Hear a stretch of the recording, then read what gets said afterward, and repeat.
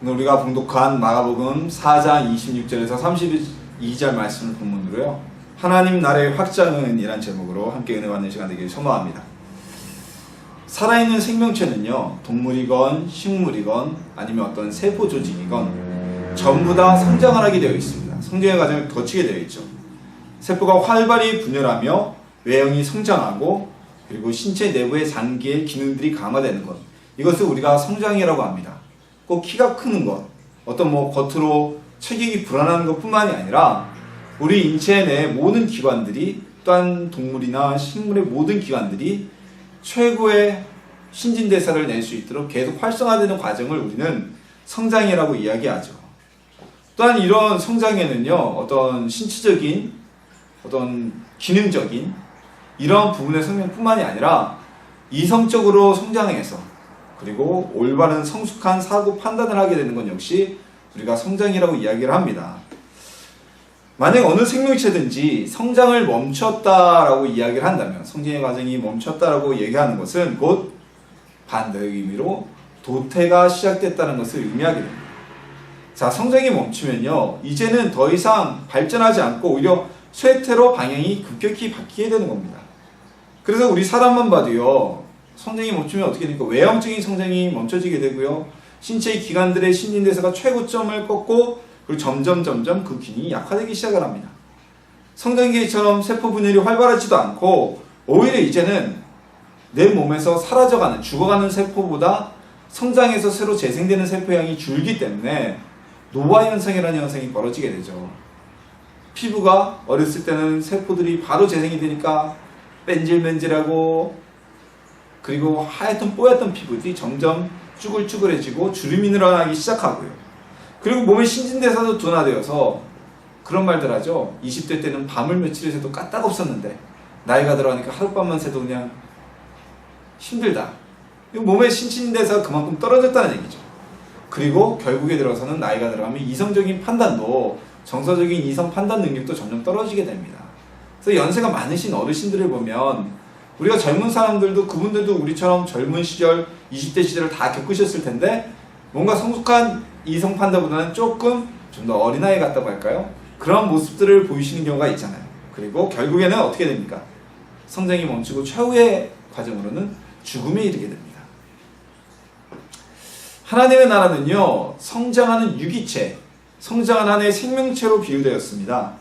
오늘 본문은 이 겨자씨와 나무에 비유된, 이 겨자씨에 비유된, 그리고 곡식에게 비유된 하나님 나라의 확장에 대한 말씀입니다. 이 하나님 나라가 어떻게 확장되며, 또한 하나님 나라의 확장은 어떤 의미가 담겨져 있는지, 그리고 하나님 나라의 확장을 위해서 우리가 어떤 역할을 감행해야 될지, 오늘 말씀을 통해서 함께 은혜 나누며 예수님이 우리에게 주시고자 하는 메시지를 깨닫는 시간이 되기를 주님의 이름으로 소망합니다. 자, 오늘 본문에서 내용은 예수님께서 사람들에게 하신 비유의 말씀입니다. 이 비유에서는 하나님의 나라를 두 가지로 비유하셨습니다. 첫 번째는 곡식의 씨앗, 그리고 두 번째는 작은 겨자씨에 비유하셨습니다. 이 겨자씨가요, 이 팔레스타인 지역의 겨자씨가 실질적으로 우리나라 한 참깨 정도 크기라고 합니다. 이 참깨 정도 크기가 되는데, 이 작은 씨앗이 뿌려지면요, 뿌려진 뒤에 스스로 싹이 나게 되고 자라게 되며, 그리고 큰 나무까지 된다는 이 나무 씨앗의 성장을 바로 하나님 나라의 확장에, 성장의 예수님을 비유하신 겁니다. 대부분의 식물들의 씨앗은 작죠. 우리가 비교적 크다고 하는 씨앗이 보통 아마 콩 정도, 강남 콩 정도 되면 또 씨앗 중에 상당히 큰 거고요. 가끔가다 복숭아나 또는 코코넛처럼 굉장히 큰 씨앗도 있지만, 대부분의 나무 열매나 아니면은 곡식의 씨앗은 굉장히 작은 씨앗입니다. 하지만 이 작은 씨앗이요, 싹이 나서 자라게 되면요, 어떤 씨앗들은 단년생의 화초가 되기도 하고, 채송화라거나 우리가 아는 국화라거나 이런 단년생 화초가 되기도 하고, 또 어떤 씨앗들은 수천 년을 자라면서 생명을 이어나가는 느티나무나 은행나무와 같은 큰 나무로 자라기도 합니다. 우리가 주변에서 보는 큰 나무들도요, 대부분 보면 아주 작은 씨앗들, 아주 작은 씨앗에서 싹이 나서 자라게 된 나무들입니다. 시작할 때는 눈에 보이지도 않지만 싹이 나서 자라게 되면 엄청나게 큰 외형을 갖추게 되는 것이죠. 이 하나님의 나라를 예수님이 씨앗에 비유하셨다는 것은 이 하나님의 나라의 시작은 마치 작은 겨자씨나 어떤 씨앗처럼 아주 작고 미약하게 시작된다는 비유의 말씀입니다. 실제적으로도 실내로도 그렇죠. 예수님이 부활하시고 승천하신 이후에 마지막으로 남았던 제자의 숫자는, 예수님을 믿는 자들의 숫자는 120명이었습니다. 예수님이 하늘나라로 승천하시면서 너희는 전혀 기도에 힘쓰라고 하셨을 때 그 말씀을 듣고 순종했던 120명의 사람들, 이 사람들만이 예수님을 믿는 제자들이라고 우리가 볼 수가 있어요. 근데 이 120명의 사람들로 인해서 어떤 일이 벌어집니까? 이 예수님 믿는 사람 120명은요, 당시 시대를 보면요, 로마 제국에서도 변방에 있었던 유대라는 작은 나라에 그 중에서도 아주 작은 소수의 사람들에 불과했습니다. 근데 이 작은 120명의 모임이 오늘날에는 수억 명의 사람들이 예수님을 믿고 수천 개의 교회가 세워지고 오늘날까지 전 세계적으로 복음이 전파되어지는 그 씨앗이 되었습니다. 2000년이 지나는 동안, 2000년의 세월이 오는 동안 많은 사람들이 예수님을 영접했고 예수님을 받아들였습니다. 그리고 무엇보다 이 예루살렘에서 120명의 성도가 성령의 충만함을 받고 예루살렘 교회가 세워진 이후에 불과 3세기가 지나게 되면요, 이 변방에서 시작되었던 아주 작은 복음의 모임, 작은 하나님의 나라가 로마 제국이라는 당시에 가장 강력했던 왕국 전체를 지배하게 되고 그 왕국의 향방을 가르게 되는, 역사를 바꾸게 되는 역할을 하게 되었습니다. 외형적으로 하나님께서 예수님께서 말씀하신 이 하나님의 나라는 이렇듯 무한하게 퍼져나가는, 작은 씨앗과 같았지만 아무도 상상할 수 없을 정도로 무한하게 퍼져나가는 기적을 일으켰습니다. 자, 그런데 이 외형적인 모습이 전부가 아닙니다. 하나님 나라의 복음을 받아들인 사람은 어떻게 됩니까? 그 사람은요, 모두 하나님의 나라의 백성이 되었습니다. 우리의 육신이 이 세상에서 살고 있습니다. 하지만 우리의 영혼은 예수님을 믿는 순간 하늘나라에 속하게 된 하나님의 나라의 백성이라는 인침을 받은 사람들이 되었다는 것입니다. 복음이 전파되고요, 복음을 받아들이는 성도들의 숫자가 많아질수록, 사람들의 숫자가 많아질수록 하나님의 나라는 점점 성장하고 확장되어 나갔습니다. 왜냐하면 어둠에 속했던 자들이 하나님 앞에 나오고 하늘나라 백성으로 편입되었기 때문입니다. 하나님의 나라는 지금도 계속적으로 확장되고 있습니다. 끊임없이 확장되고 있습니다. 우리가 뿌린 전도의 씨앗, 예수님 믿으세요, 예수님 믿고 천국 가세요라는 이 전도의 씨앗은 아주 미약하고 작습니다. 그들이 듣는 하루에 수천 마디 단어 중에 단 한마디일 수도 있습니다.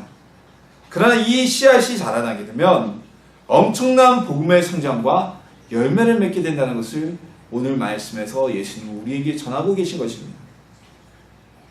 시작은 미약하였으나 그 나중은 창대케 하시는 것이 하나님의 역사입니다. 우리 하나님의 나라, 아주 작고 작은 씨앗 같은 하나님의 나라가 확장되는데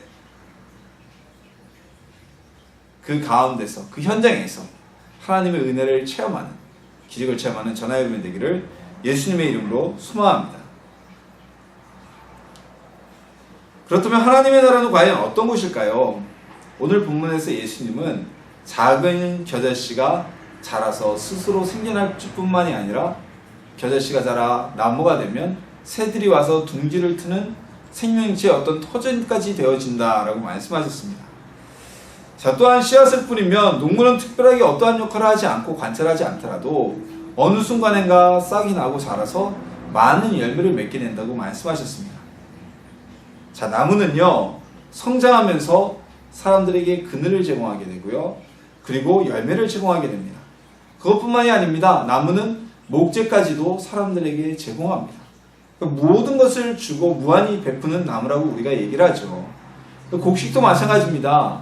풍년이 들면, 많은 열매를 맺으면 그 곡식뿐만이 아니라 많은 사람들이 행복하고 즐거워지게 됩니다. 배부르게 먹을 수 있게 됩니다.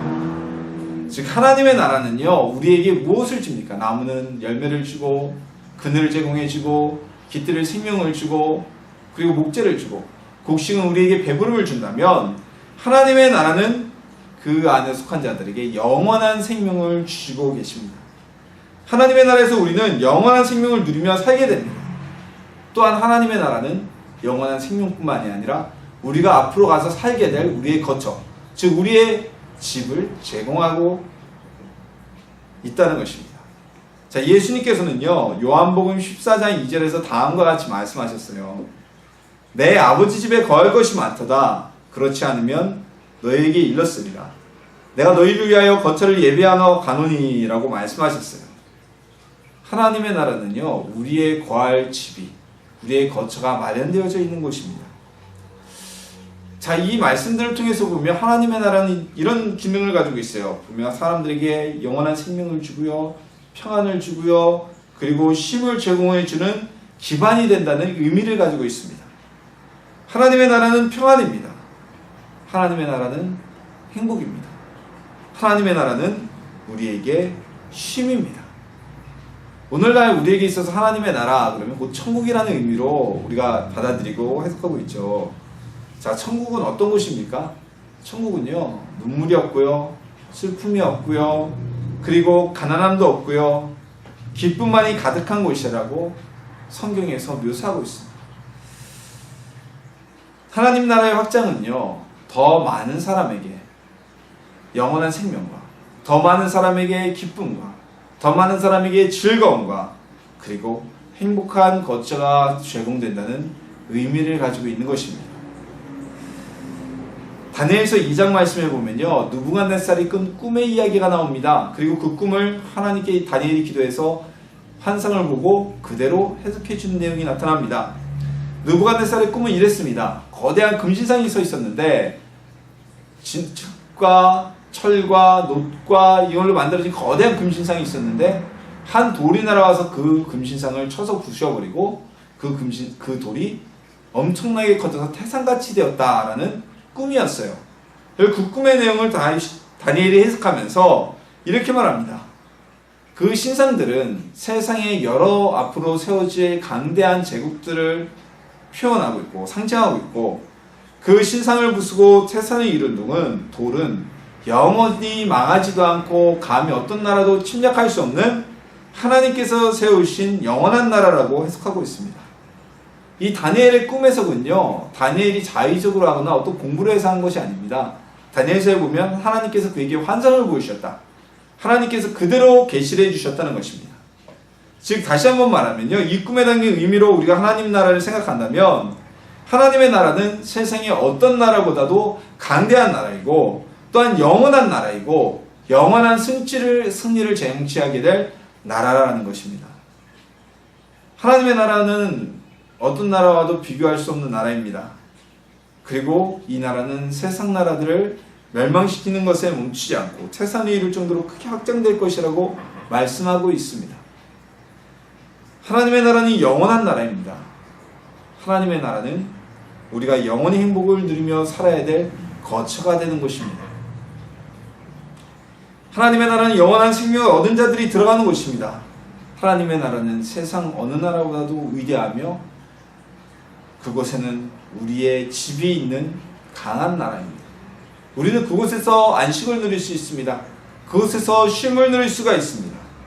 우리 하나님의 나라의 기쁨을 누리면서 하늘나라의 소망을 바라보면서 살아가는 하늘나라 백성이 되기를 소망합니다. 자, 그렇다면 하나님 나라의 성장은 어떻게 이루어지게 될까요? 하나님 나라의 확장은 어떻게 이루어지게 될까요? 하나님의 나라는요, 눈에 보이는 영토를 가진 이 지구상에 존재하는 나라와는 다른 개념의 나라입니다. 따라서 이 지구상에서 하나님 나라를 국경을 찾고 영토와 면적을 찾는 것은 정말 무의미한 일입니다. 하나님의 나라는 가시적으로 보이는 어떤 국제법상의 나라가 아니기 때문입니다. 하지만 하나님의 나라는요, 우리가 볼 수 있는 몇몇 상징으로, 형상으로 표현되고 있습니다. 첫 번째로 교회가 있습니다. 교회는 하나님 나라의 상징이라고 이야기를 합니다. 자, 교회는요, 이 땅에 세워진 하나님 나라의 상징입니다. 왜냐하면요, 교회는 믿는 자들의 모임이기 때문입니다. 예수님을 믿는 사람들의 모임이 바로 교회죠. 그래서 우리가 천국이라고 말하는 하나님의 나라는 우리가 살아가서 갈 수가 없는 곳입니다. 그곳에는 물론 살아갈 방법이 하나밖에 없죠. 예수님이 우리 살아생전에 재림하시면 천사장의 나팔소리와 함께 우리가 죽음을 보지 않고 들림을 받게 될 것입니다. 하지만 그렇지 않다면 하나님의 나라는 실제 하나님의 나라는 우리가 죽어서 갈 수 있는 곳입니다. 하지만 이 땅에서 하나님 나라의 백성들이 모인 곳이 존재합니다. 그곳이 어디입니까? 그곳이 바로 교회입니다. 하나님 나라의 백성이 모인 곳, 그 모임으로서의 교회, 곧 이곳은 하나님 나라의 상징이라고 이야기합니다. 또한 두 번째로 하나님 나라의 구성원인 성도들을 볼 수가 있습니다. 우리는 하나님 나라의 백성인 구성원인 성도들을 통해서 예수님을 믿는 자들을 통해서 하나님 나라의 모습을 우리가 볼 수가 있습니다. 자, 왜 그럴까요? 예수님을 믿는 누구나 다 그 마음 가운데 우리의 마음이 성전이 되고 우리 마음의 성전 가운데 성령님께서 임재하고 계십니다.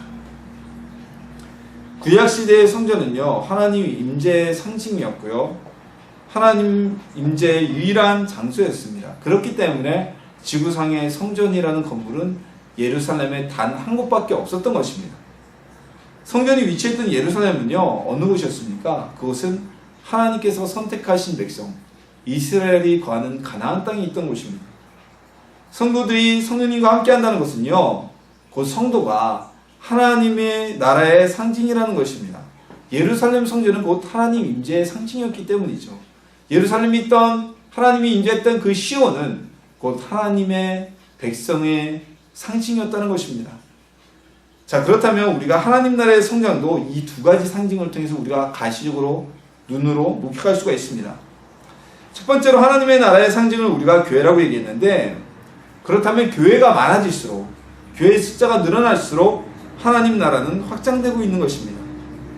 자, 예수님의 믿는 성도들의 숫자가 많아질수록 이건 역시 하나님의 나라는 성장되고 있는 것입니다.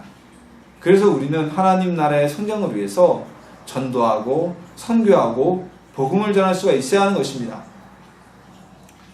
한 사람이 예수님을 믿을 때 하늘나라, 하나님 나라의 백성이 구성원이 한 명이 더 늘어나게 됩니다. 하나님의 나라는 그만큼 확장된 것입니다. 교회가 한 곳이 세워질 때 하나님의 나라는 그만큼 또 확장이 되어진 것입니다. 세상 나라들은 영토와 국경을 가지고 그 땅을 차지하는 것이고 자신의 나라가 확장되는 것이라고 생각하고 있지만, 하나님의 나라는 영원한 죽음에 이른 자들에게 새 생명을 부여함으로써 그들의 영혼이 회복되어져서 그것을 통해서 하나님의 나라의 영토를 확장하고 있는 것입니다. 자, 그럼 이런 질문이 있을 수가 있어요. 그렇다면 교회가 문을 닫거나 예수님을 믿던 성도가 예수님을 안 믿고 교회를 떠나게 된다면 하나님의 나라는 축소된 것입니까? 라는 질문이 있을 수가 있어요. 답변은 아닙니다. 왜냐하면요, 또 다른 곳에서 하나님의 나라는 계속 확장되어지고 있기 때문입니다. 자, 예를 들어서 어느 교회가 문을 닫았다는 것은 그 교회에 맡겨진 사명이 다 종료가 되고 마무리되었다는 것을 의미합니다. 자, 예를 들어 볼까요? 예루살렘 성전이 그 기능이 끝나게 되자 예루살렘 성전은 아주 철저하게 파괴가 되게 됩니다. 그러다 예루살렘 성전이 사라졌다고 해서 하나님이 같이 죽거나 사라진 것은 아니잖아요. 예수님을 또한 믿는 것과 지옥을 선택하는 것은 본인의 의사에 따른 개인적인 선택입니다. 만약 누군가가 배교를 했다면 그건 자신의 선택으로 지옥의 길을 택한 것이죠. 그리고 모든 씨앗이 싹이 날 수는 없잖아요. 가라지도 있고 알곡도 있고, 모든 씨앗이 싹이 날 수 없듯이 모든 사람이 예수님을 영접할 수는, 구원에 이르지는 못합니다. 하지만 한 교회가 문을 닫는다고 해서 교회의 숫자가 줄어드는 것이 아니라 다른 곳에서는 또 다른 하나님의 나라, 하나의 교회가 세워지고 있습니다. 한 사람이 예수님을 떠났다고 해도 다른 곳에서 누군가 또다시 예수님을 영접하고 믿게 됩니다. 그래서 하나님의 나라는 축소되는 것이 아니고 더욱더 매일매일 같이 확장될 수가 있는 것입니다. 하나님의 나라는 영적인 나라입니다. 그리고 하나님의 나라는 교회와 예수님을 믿는 사람들을 통해 이 세상에서 우리에게 보여지는 상징의 의미를 가지고 있습니다. 예수님을 믿는 성도들의 숫자가 늘어나고 교회의 숫자가 늘어날 때 하나님의 나라는 그만큼 확장되는 것입니다. 한 영혼의 구원은요, 그만큼 하나님의 나라가 확장이 되는 것을 의미합니다. 하나님 나라의 확장을 위해서 힘쓰길 원합니다. 그렇다면 우리가 무엇을 해야 될까요? 어떻게 하나님 나라를 확장시킬 수가 있을까요? 전도해야 됩니다. 복음 전해야 됩니다. 선교해야 됩니다. 교회의 부흥과 세워짐을 위해서, 영혼의 구원을 위해서 우리는 전심을 다해서 힘을 써야만 합니다. 이것이 하나님 나라의 확장의 일익을 담당하는 충성된 하늘나라 백성의 모습입니다. 모두 하나님 나라의 확장을 위해 전도하며 선교하는 성도님들에게를 소망합니다. 우리는 모두 대한민국의 국민들입니다. 그래서 대한민국이 국가가 잘 되고 발전되고 성장할 때 우리 국민들의 삶도 역시 삶의 질이 확장되고 좋아진다는 것은 이건 당연한 얘기죠. 자, 예를 들어서 과거에 수출액이 불과 3천만 불에 불과했던 1960년대의 삶의 질과 6,280억 불의 수출액을 기록한 2015년의 삶의 질은 하늘과 땅 차이입니다. 물론 오늘날에도 어려움이 있고요. 우리가 살아가면서 견디기 힘든 일도 있고요. 아쉬운 일도 있지만 개별적인 삶의 질은 비교할 수가 없습니다. 예를 들어 볼까요? 같은 21세기에 같은 2015년을 살아가지만 불과 31억 6천만 불의 수출만 기록한 북한의 주민과의 우리나라 대한민국 국민과의 삶의 질은요, 정말 많은 차이를 가지고 있습니다. 이것은 국가가 잘 되어야, 대한민국이 잘 되어야 잘 살 수 있다는 우리 국민으로서의, 대한민국 국민으로서의 어떻게 보면 필연적인 운명이 될 수밖에 없죠. 그래서 우리가 국가에 요구하는 것이 무엇이에요? 요즘 여러 가지 국민들의 목소리를 높이는 것도 이 나라가 더 잘 살 수 있는, 모두가 행복할 수 있는 나라가 되기 위해서 국민들이 어떤 투쟁도 하고 정치권의 일에 반대도 하는 것이지, 잘못대로 그러는 사람은 아무도 없잖아요. 우리는 대한민국의 국민으로서 이 나라가 잘 되기를 바라야 함과 동시에 일단 우리는 하나님 나라의 백성입니다. 하나님 나라의 국민이라는 것입니다. 같은 논리입니다. 하나님 나라가 확장될 때요, 우리도 더욱 큰 기쁨과 하늘나라에서 더욱 큰 무엇인가를 누릴 수가 있겠죠. 즐거움을 누릴 수가 있겠죠. 하나님의 나라는요, 사람들에게 영원한 생명을 줍니다. 행복을 줍니다. 기쁨을 줍니다. 그리고 그곳에는 우리가 영원히 살게 될 우리의 거처, 우리의 집이 준비되어 있습니다.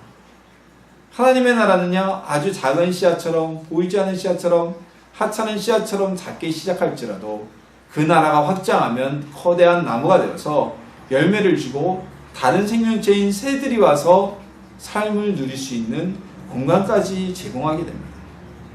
이 하나님의 나라는요, 절대 망하지도 않고 어느 세력도 침략할 수 없는 강력한 나라입니다. 하나님의 나라는 모든 것을 나누어 주며 베푸는 행복의 나라입니다. 이 하나님 나라 확장에는 우리의 역할이, 우리 성도님들의 역할이 매우 중요합니다. 120명으로 시작했던 하나님 나라의 시작이 오늘날에 와서는 전 세계 수십억으로 확장되었듯이 우리도 하나님 나라의 확장을 위해서 전도하며 그리고 선교해야만 합니다. 교회는 하나님 나라의 상징입니다. 교회가 부흥하며 성도의 숫자가 늘어날수록 곧 하나님 나라가 그만큼 성장하고 확장되는 것을 의미합니다. 구원받지 못한 영혼이 전도되어 예수님을 믿는 것 또한 하나님 나라의 확장을 뜻합니다. 우리는 하나님 나라 확장의 사명을 받았습니다.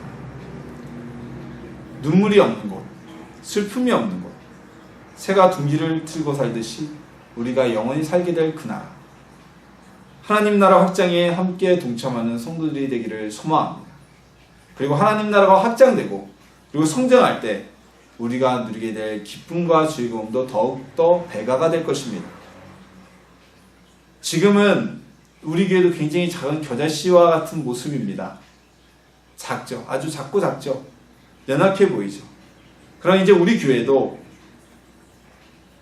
시작은 미약하나 나중을 강하게 하시는 하나님, 120명의 시작이 오늘날 놀라운 전세계의 교회들로 성장케 하시는 하나님의 역사처럼 싹이 나고 자라서 많은 영혼들을 구원하고 많은 이들에게 행복과 기쁨을 주고 그들의 삶의 소망을 찾아드는 교회가 될 줄 믿습니다. 우리 교회도, 우리 성도님들도 태산처럼 커진 돌처럼 큰 성장을 이루는 하나님의 나라의 구성원이 되기를 예수님의 이름으로 축원합니다.